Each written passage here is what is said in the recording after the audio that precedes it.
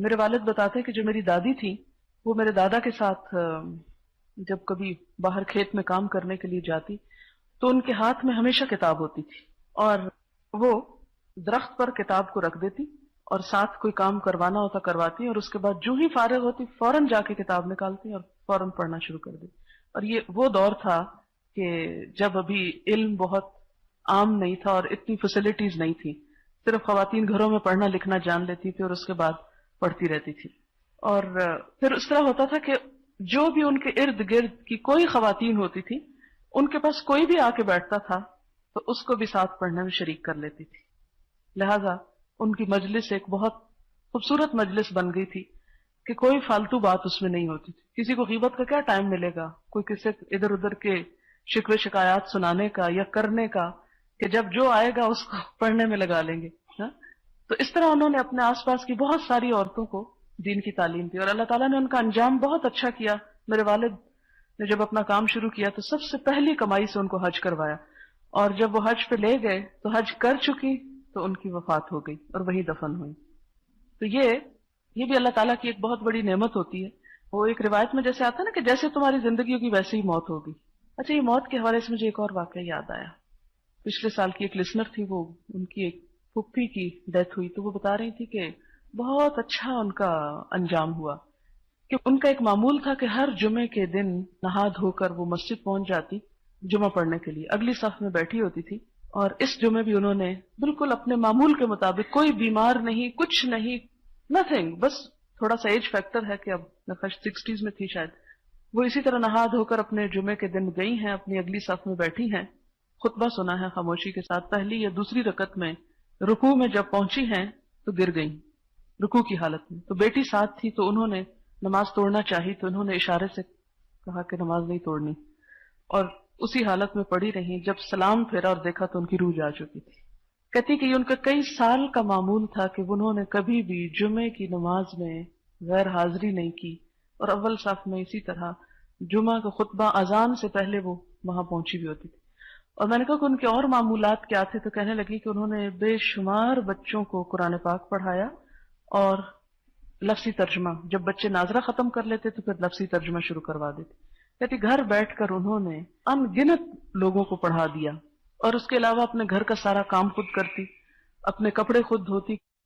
مجھے اس سے یاد آیا کہ بچپن میں ایک دفعہ جیسے خواتین بیٹھ کے باتیں کر رہی تھی تو میری والدہ کے پاس سے ایک خاتون آئی، ان کی دوست تھی، تو ان کے دیور کی وفات ہوئی تھی ان دنوں میں۔ اسد گیلانی کا نام آپ نے سنا ہوگا شاید، کچھ کتاب، ان کے بھائی کا یہ واقعہ۔ تو کہنے لگی کہ وہ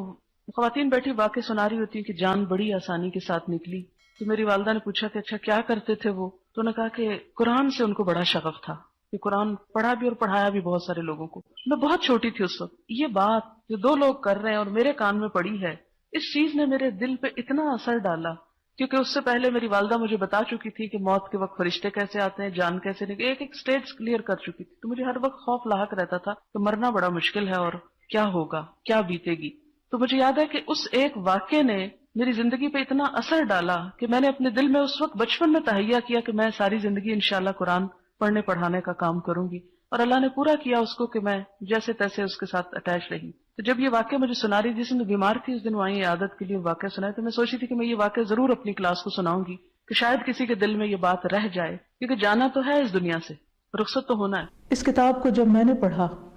تو اس نے میرے دل پر عجب طرح سے اثر کیا، میری روح سرشار ہو گئی، میرا دل سکون میں آ گیا، میرے تعلقات بہتر ہو گئے، مجھے ہر طرف ایک روشنی نظر آنے لگی، ایک امید کی کرن نظر آنے لگی۔ تو میرا دل چاہا کہ میں اس پیغام کو پوری دنیا کے انسانوں تک پہنچاؤں۔ اسی پیغام کو عام کرنے کے لیے چھوٹی چھوٹی کوششوں سے آغاز کیا گیا، جو بالآخر ایک ادارے کی شکل میں سامنے آیا، جس میں ہر طبقہ فکر کی خواتین اور ہر بیک گراؤنڈ سے تعلق رکھنے والی خواتین نے حصہ لیا۔ انہیں قرآن مجید کی تعلیم دی گئی، جس کے نتیجے میں ان کے اندر مثبت اثرات دیکھے گئے۔ قرآن مجید کی تعلیم حاصل کرنے کے بعد خواتین کے اندر ایک مثبت سوچ پیدا ہوئی، ان کے خاندانی تعلقات بہتر ہوئے،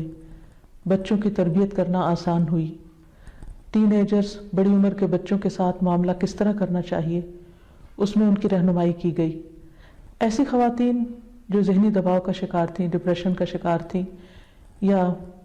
اپنے گھریلو زندگی میں مختلف پریشانیوں کا شکار تھیں، ان کی کاؤنسلنگ کی گئی، انہیں بہتر زندگی گزارنے کے طریقے بتائے گئے، اور یہ سب کچھ دراصل قرآن و سنت کی روشنی میں ہی تھا، کیونکہ قرآن کا پیغام انسانیت کے لیے بھلائی، فلاح اور کامیابی کا پروگرام ہے، نہ صرف یہ کہ اس دنیا کے لیے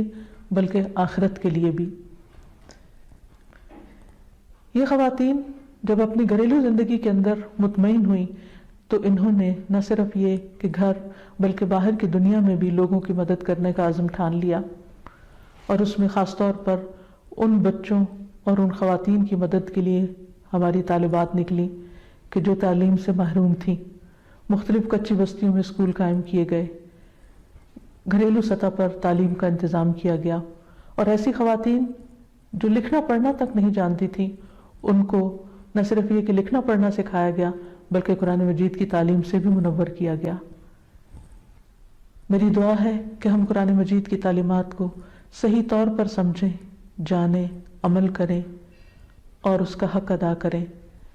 تاکہ ہم تمام انسانوں کے لیے خیر اور بھلائی کا ذریعہ بن جائیں۔ آمین۔